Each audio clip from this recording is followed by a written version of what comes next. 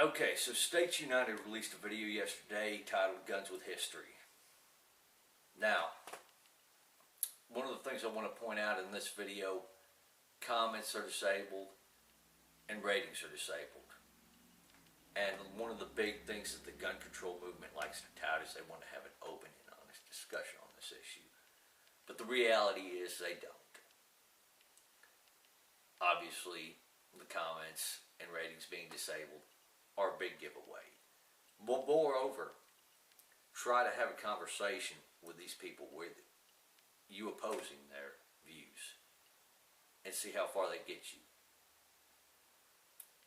Watch them on places like Twitter block you for opposing them. But moreover, this video illustrates several problems I have with the gun control movement. So what I'm going to do is I'm going to play the video. I'm going to pause it to give my commentary. And we'll continue on. So without further ado, I'm going to play it. Okay, I'm going to stop right here. Over 60% of Americans think owning a gun will make their lives safer. There's good reason to believe that. First off, you look at where all the violent crime in this nation happens, the vast bulk of it.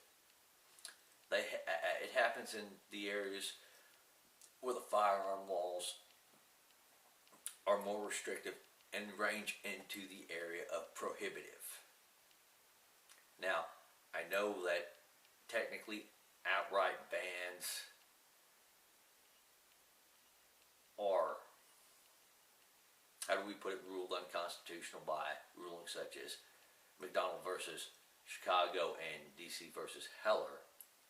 In practice, however, in application, they don't go quite as far. And also, ironically, if you look at the areas where people are more free to own and carry firearms,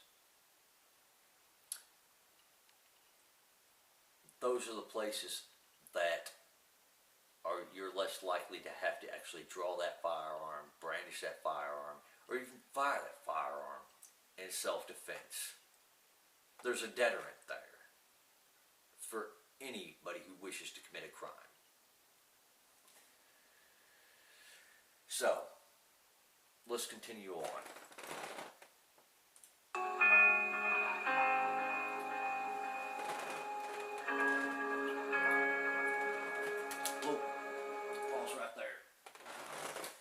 In fact, owning a gun increases the risk of homicide, suicide, and unintentional death. Not exactly true. Homicide, there are a lot of other factors that are involved. And again, if you look at where a lot of our homicides occur, they occur in places where the citizens are more restricted or outright prohibited from owning and carrying firearms.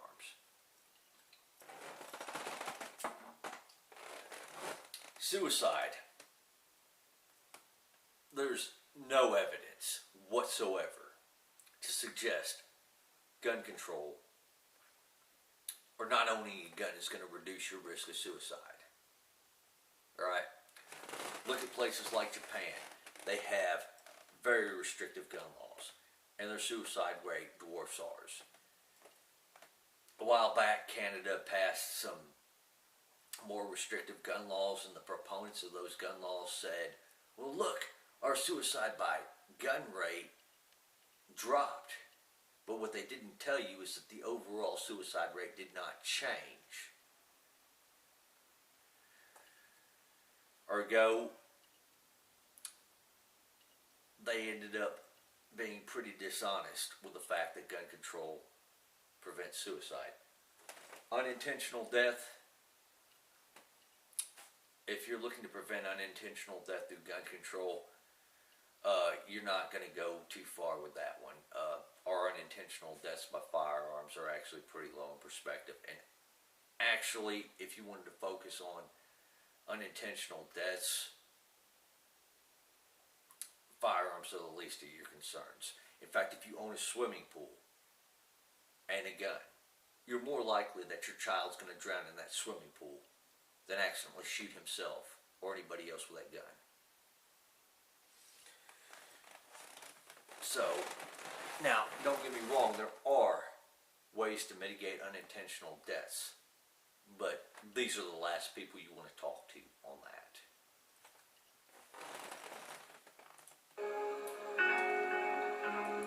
Oh, to make first-time buyers think twice. Yeah, we're gonna really show those first-time buyers, right? We did the unthinkable. Nothing immoral or, morally questionable or anything like that. No. We opened a gun shop in NYC, New York City. So the settings in New York. First of all, in the state of New York, you have to have a permit to own a pistol. And that process takes over a year to complete. Around about a year to complete. New York City, it's even worse. You have to have a permit to own any firearm. And their laws are much more draconian in New York City. In fact, if they actually were able to manage to open a gun shop in New York City, I'd be shocked. I'm shocked. But, as the video will show you, this is not really a gun shop. They have no intentions of actually selling people guns. This is a political move. And I'm certain that this political move was more than signed off on by the current mayor, de Blasio.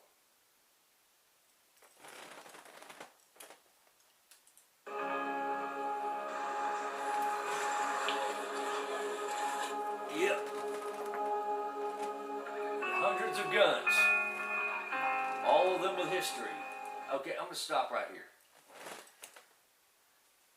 I know this is kind of preemptive, and, you'll see this later in the film.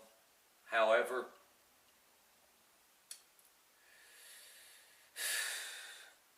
I don't believe that these are the actual guns that were used in any of these stories they were saying. I do believe they're the same model, but I find it hard to believe that they went to all the police evidence lockers to get all of these guns.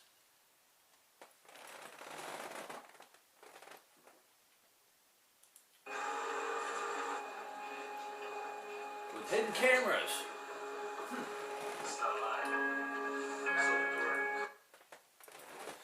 Alright, so you can obviously tell the real intention behind this. They have hidden cameras that record the gun buyer's response.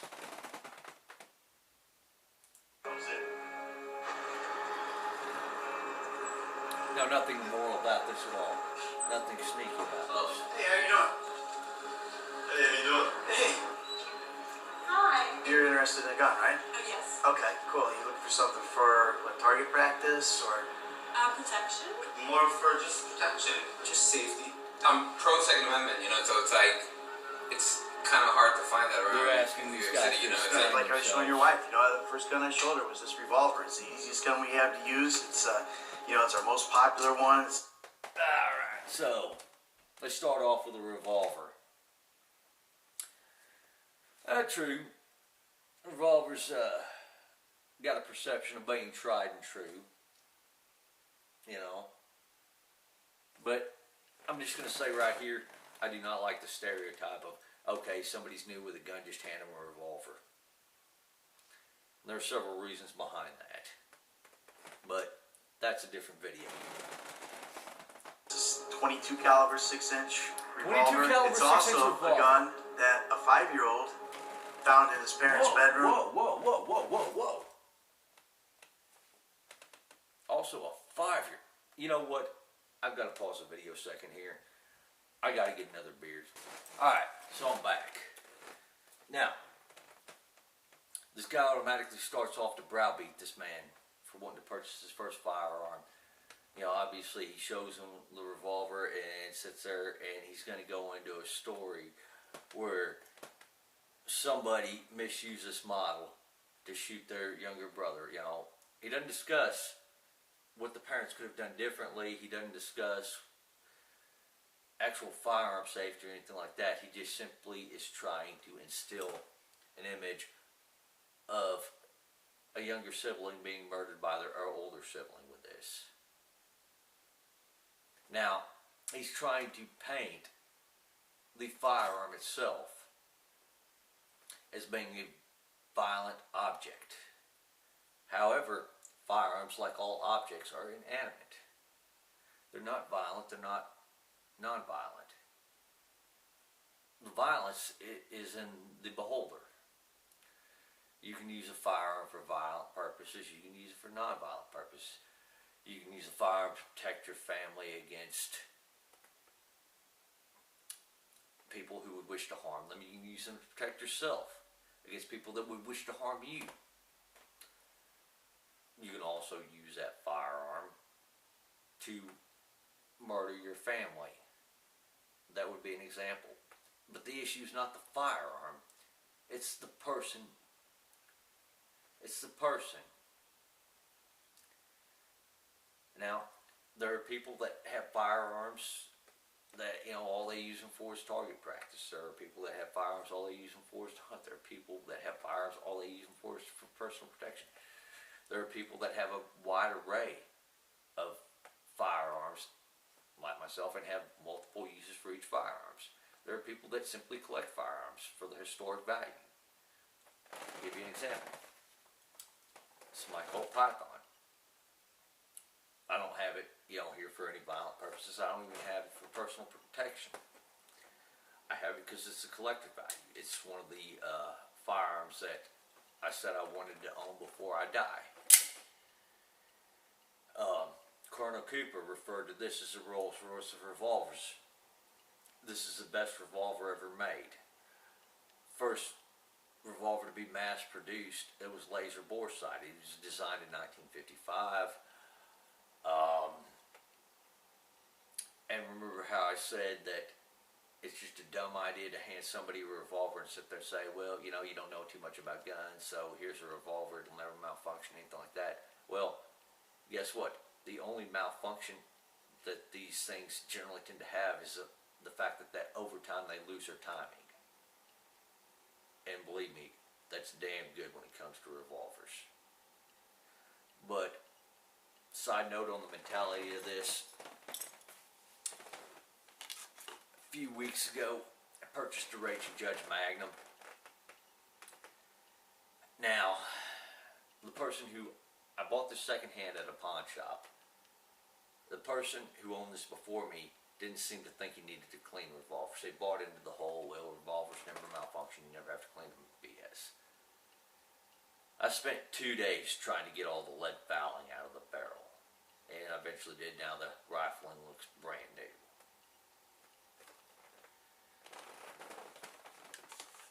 That's just one of the many misconceptions. And that's just a side note to it. But let's continue on with the video. Went down and shot his 9-month-old baby brother with it. When it says shooter, 5-year-old kid. So pretty much all they're doing right now is just putting the perception out that guns are evil, guns are only used to kill. They never mention the defensive gun uses. And by the way, if you want cases after case after case after case of defensive gun uses, subscribe to the Armed Citizen Report. Look at that. They have plenty of cases of defensive gun uses. But basically, again, all they're trying to do is just put that negative image of things people either negligently, recklessly, maliciously did with that firearm, that model of firearm, put a negative image into first-time buyers. That one, what is that? That's the history. This is of the it. gun that the guy That's shot. the gun. This is the one? This is the one that the kid I'm sure he's used. talking about the model. Oh. I'm sure he's talking about the model. But you know what? This is the model that Major Nadal Hassan used in the in the first Fort Hood shooting. And by the way, Fort Hood is in effect a gun-free zone. The only people that have guns are the gate guards and the MPs. Which, if you don't know anything about Fort Hood, it's a small city in and of itself, and the MPs are pretty much like local police. They can't be there all the time to help everybody. Regular soldiers that are not MPs on duty are not allowed to carry firearms. But yes, I'm sure the second I mentioned that Major Nidal Hassan used this model to murder people, a lot of negative images popped into your mind about this firearm. You think, why would anyone want this firearm? This firearm's an evil firearm, if you're more on the gun control side. If you know a thing or two about firearms, there are plenty of reasons why people like this firearm, even though this pistol right here is the most controversial pistol in the US, or at least was. First off, very lightweight, a very low recoil. Perfect to teach somebody how to shoot a pistol. Rounds are a little bit expensive, and the Brady campaign will claim that this is a cop killer gun, that it was designed for a cop killer. No, not true. Not true at all. In fact, this pistol right here was designed to be the counterpart for the P90, which I don't have a P90 here, but I have a PS90, which is the NFA Title I version of the P90. Now, many of you all would think, well, why do you need this people killer? You know, what business would you have? You know, what? This is not a weapon of war. Even the P90 was not a weapon of war. It was never designed to be that. You know who uses the P90? Secret Service. The same people who are assigned to protect our president. This is more of a bodyguards type gun. You know, this is popular among many PSDs. You know, but even then, even if it was a military, even if it was a copy of a military gun, even if it was an actual military gun, who cares? I mean, there are several reasons why people want to have military guns. There are several legitimate reasons. I'm going to take a quick break. Alright, I'm back. I sometimes get off topic a little bit, but the point is that, again, trying to put a negative image into a person as opposed to persuading them with logic and reason. Can't take this shit back after you do it. Absolutely right, you can't take it back. Just the same as you can't take an auto accident back that costs the life of somebody else or severely maims them. You know, you can't take it back if your child drowns or another child drowns in your pool. You can't take it back on a lot of things. Why is a firearm any different? This is a 9mm semi-automatic. It's a very handy gun. It's easy to use. Carry it in a purse like that gal from the Walmart. 2-year-old son reaches into her pocketbook, pulls it out, shoots her. Again, he's trying to use this image to paint just an outright negative view on firearm ownership and concealed carry. Again, he has to use an anecdotal case. If you put some perspective on firearm accidents, they're a very rare occurrence compared to our current population. And moreover, he's talking about a concealed carry, which is even less likely to have an accident. Well, you know, I have a Glock as well. This is a 9mm. This isn't quite as compact as what I believe that what he was shown was a Glock 19. But again, never used it to shoot anybody, never had an accident with it. But let me explain a few of the things that, in my opinion, went wrong with that lady at Walmart's. Her first mistake was carrying the pistol in her purse.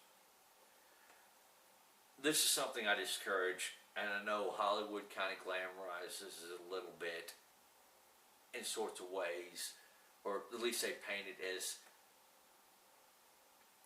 the reality of how many women carry their guns. And I know a lot of people say, well, just put a gun in your purse. I think that's a bad idea. For the primary reason, if somebody's coming to mug you, or if they're coming to snatch your purse is the first thing they're going for. This is why, I believe that people who conceal carry should keep it on their person. That would have prevented that whole entire incident in and of itself. And second, the woman got a little lazy with her parenting. Obviously, when you have a toddler, you need to keep eyes on them. For several reasons. Not just because they can get a hold of your gun. They can get a hold of a lot of stuff to hurt themselves with. You have to pay attention to what your young child is doing. And unfortunately, this woman made a mistake and paid a terrible price for it. I wish it didn't happen, but it did.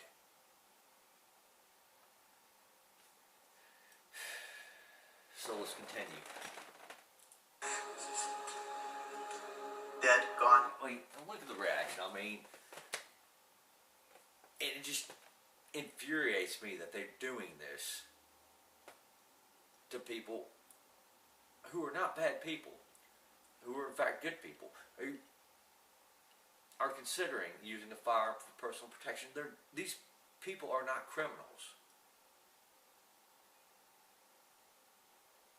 And it is pretty frustrating that they're doing this to these people, that they're deceiving these people in this manner. No mom. Collectors love this one. Adam Lanza's mom had this in her I'm collection going too. to let him finish He this took up this first. and several other guns, killed her, then went down to Sandy Hook, killed. Yeah, he's totally not breaking any New York laws at all by having that firearm there. Yeah, he's totally not creating a false perception that people can buy that gun in New York. That firearm is illegal in that state, let alone that city. In fact, if you own a long gun in New York City, you can't have any more than 5 rounds. It can't, and if you have a firearm with a detachable magazine, even though you have 5-round magazines for that firearm, if that firearm can take a magazine that has more than 5 rounds, it makes that gun illegal. So, here's a question I have for the gun control advocates. At what point do you stop breaking the very laws that are already in place while advocating for more firearm laws? And he's right, a lot of people like AR-15s, a lot of collectors like AR-15s, more than just collectors. It's a good all-around rifle. My first rifle was an AR-15. This, while not being a Bushmaster, it's better than a Bushmaster, it's a Colt, is one of my favorite rifles. Very similar to the one I carried in Iraq. The ammunition for it is relatively cheap. You can buy it in bulk. Other favorable characteristics: low recoil, incredibly accurate for its size. You can use this rifle for target practice. You can use this rifle for personal protection within the home in most states, or carrying it with your vehicle. Again, you have to look at the state laws. Again, this rifle is highly illegal in places like New York, New Jersey, and California. It's got a bad reputation by people like Piers Morgan, who want to classify this rifle and anybody who owns this rifle as a complete psychopath unless they're a government entity. I mean, why would you want such a rifle? This is a very versatile rifle. I mean, if I'm teaching people how to shoot for the first time, they have shorter arms. They have longer arms, like me. Low recoil. Again, as I said, I can buy this ammo in bulk. I can shoot it a lot. It's good personal protection ammo. This ammo actually most 5.56s, unless you're using the M995, which you're not going to be able to get legally, has less of a chance of over-penetration than a 9mm ball. This rifle is a very good all-around rifle. And people use it to hunt too, believe it or not. Though, if you're hunting protected game in, say, Texas, you can't have more than 3 rounds total within the magazine and the chamber. So that means you can have 2 in the magazine, 1 in the chamber, or 3 in the magazine, none in the chamber.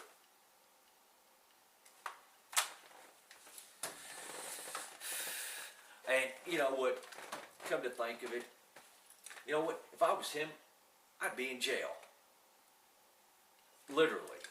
If I took this rifle up to New York City to demonstrate why this rifle might be a better home protection firearm than, say, this shotgun, I'd be in jail. If I went up to New York to demonstrate, again, doing everything I could to obey the law, even though I'd be breaking the law, even by bringing the rifle into the state, to demonstrate whether that AR-15, that AR-15 is actually less powerful than this traditional hunting rifle, I'd be in jail. Yet gun control advocates, it seem like they can break all the laws they want and get away with it. This is very reminiscent of one of the people who supported the NY SAFE Act, and then later got caught carrying a gun into a school, and then got a slap on the wrist for it later. This video right here reminds me of people like David Gregory, who brings a 30-round magazine into DC city limits illegally, and yet nothing happens to him. And he does it on national television. Yet if somebody like you or I would stop in DC with a 30-round magazine, we'd be in jail. And the publicity we would get, regardless of how good people we are, how much of a case of an honest mistake this was, we would get portrayed by the gun control lobby, by the very same people who made this video, as terrorists, criminals, or a number of things that are pretty well negative.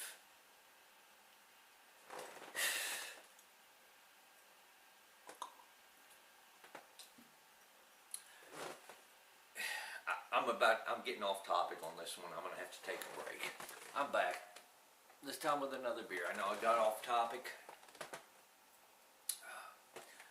The simple point is that it's not too far-fetched to believe that Adam Lanza could have achieved the same deadly results without an AR-15 or even another gun. You had 6 adults he killed that weren't expecting to protect their lives that day, that were inequipped, that were ill-prepared. It took the police approximately 10 minutes to respond. And if anyone thinks that a grown man needs a firearm, let alone an AR-15, to kill 20 first graders, then either one, that's an incredibly weak man. In fact, it's the weakest man I think I've ever seen. Or 2, you're on some pretty strong dope.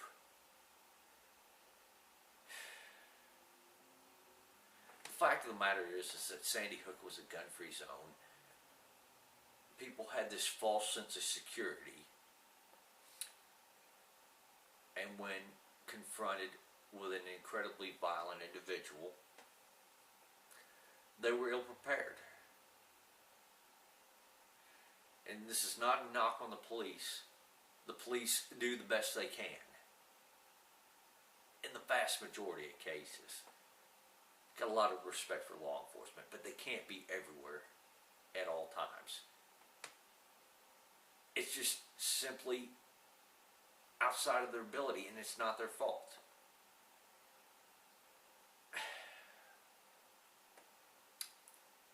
And when you're talking about people you've given a false sense of security to, such as the teachers, such as those kids, And really with kids, it's kind of hard. You're in a difficult topic as is when you're talking about protecting your lives. Which is a big reason why many people sat there and said, hey, this is a gun-free zone. Hey, gun-free zones correlate more with mass murders than AR-15s do. You know, maybe that teachers should be allowed to carry firearms on school property if they have a CHL. You know, this is where this comes from. All right. Again, I want to continue on with this video. I don't want to get off topic. 6 teachers and 20 innocent children. 20 little kids gone like that. If Walked into a McDonald's. back a little bit further, he was like 20 little kids gone like that, and the look on his face. I don't know if he was acting, trying to portray firearms dealers as being nuts, or if he actually fucking enjoyed that himself. And what do we have here? San Diego killed 21 and injured 19.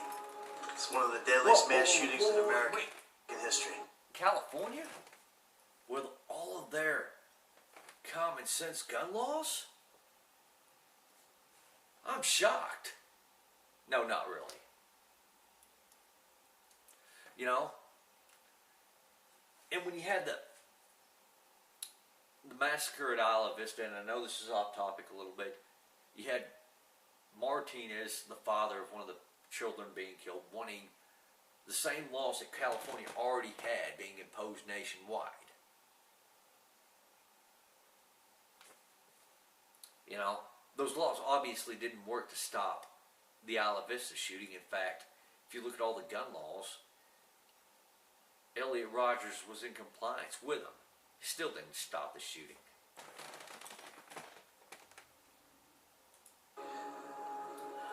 They thought, ironically, that they were protecting their 9-month-old. She thought she was protecting her 2-year-old. Another emotional story. 9mm semi-automatic.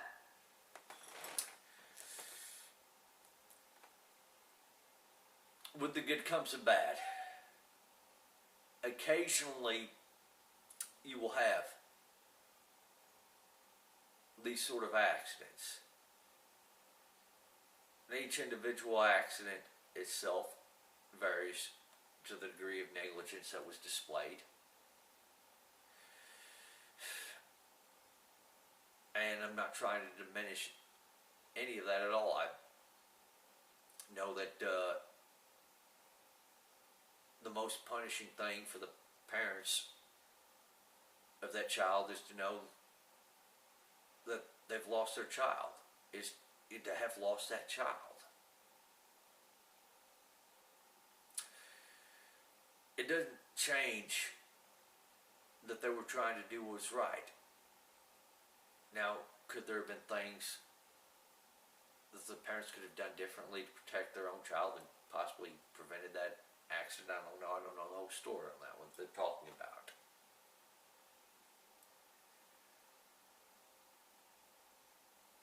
But I'm willing to bet that if I examined it, there were things I would find that they could have done differently.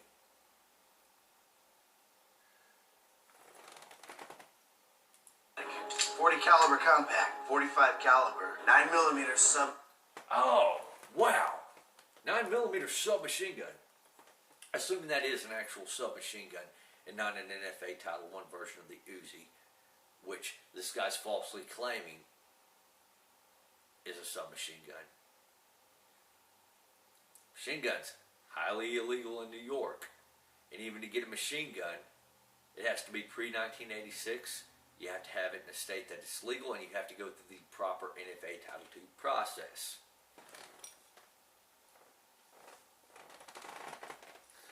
And if it's an NFA Title I version of the Uzi, he's still breaking New York state law. Machine gun. 12 gauge pump action shotgun. Why don't you have a closer look? Yeah, we're gonna browbeat the hell out of you. We're gonna compare you to Adam Lanza. You know, Look at that. Look at how bad you are for deciding to choose a gun to protect yourself.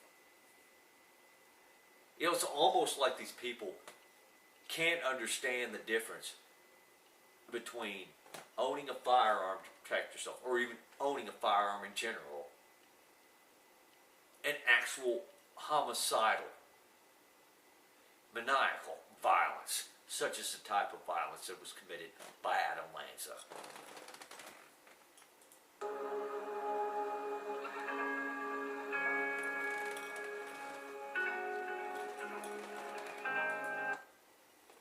They entered their store looking for their first gun. This is how they left.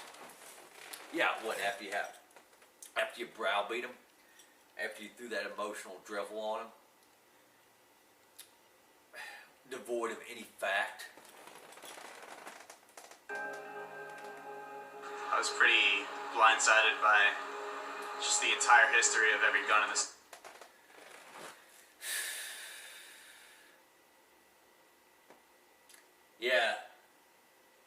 Yeah,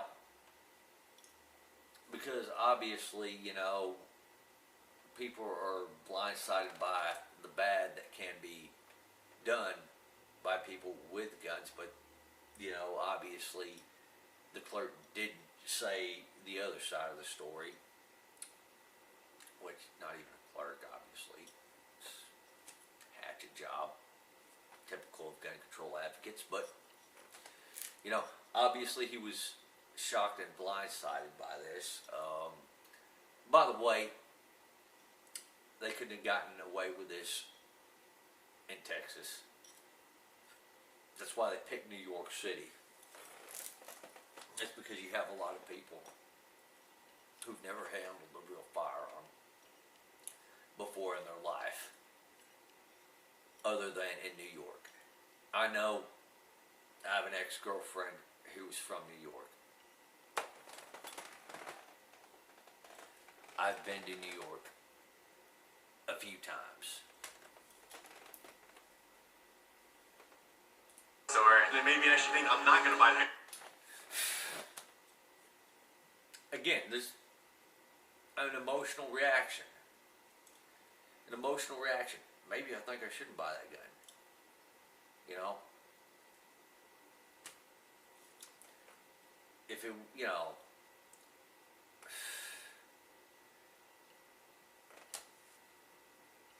it's self-evident. I had to take a break. As you can tell, and I got a little frustrated earlier with this, the guy's never been in a gun store.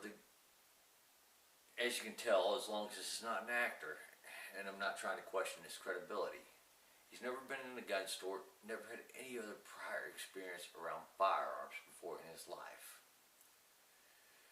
And this is the first impression he gets, which is a negative impression, a false negative impression at that, of most FFLs. In fact, like 99% of FFLs, and even simply owning a firearm. This is an emotional response, and what I'm about to show you is going to be another emotional response. In fact, the rest of these are all emotional responses. It made me think twice, and I would. Again, another emotional response. It didn't make her think.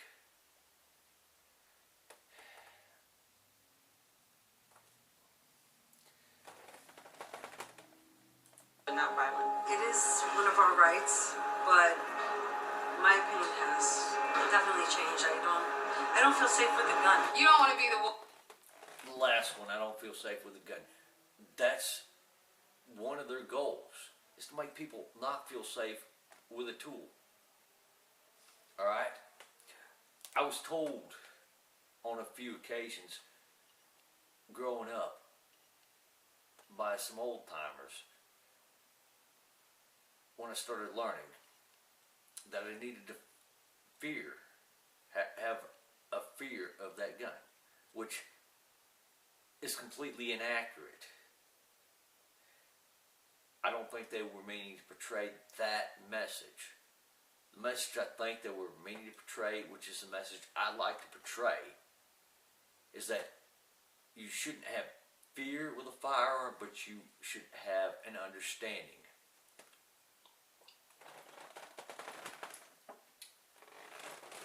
And what I mean by an understanding is that you understand that, like this is my Mark 23. I don't fear it. I have an understanding that if I misuse it, I can hurt somebody, including myself. I can accidentally kill somebody, including myself. I don't fear it, though.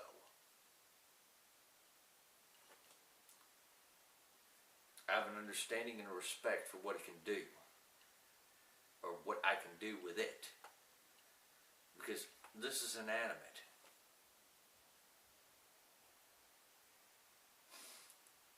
Like with a car, I don't fear getting behind the wheel of a car. I do have a respect and an understanding of what type of damage it can cause. Should I get complacent? Should I do something I know I'm not supposed to do behind the wheel of that vehicle? Just like this. I understand that yes, I can harm somebody greatly. I can even end up killing somebody with this. If I don't understand and respect what it can do. You want to get into homicide? Yes. Somebody, anybody, can take this device and use it to harm or even kill somebody else. The same with a lot of other devices. I don't believe that people need to have a fear of this. I believe people need to have an understanding.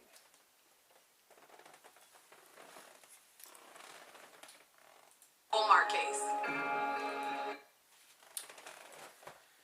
I'm a little behind on that one, but again, Walmart case, I've already discussed it earlier in this video. This message right here is another message that just illustrates how they are, how the gun control movement is, but yet wants to deny that they're like this.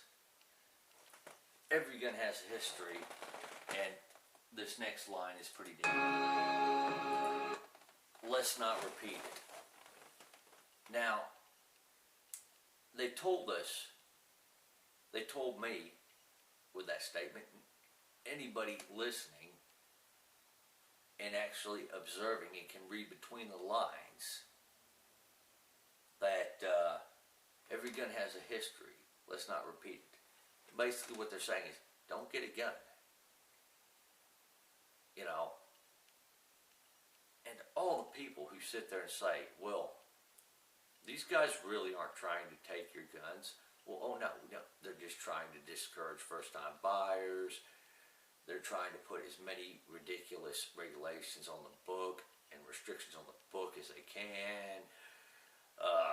There's no restriction they don't support. Now, so it's obvious what their goal is. It's kind of like somebody coming up and just punching you in the face time and time again and saying, oh no, I'm not trying to hurt you. I'm just trying to teach you. Despite their claims that they're just trying to teach you, we all know better.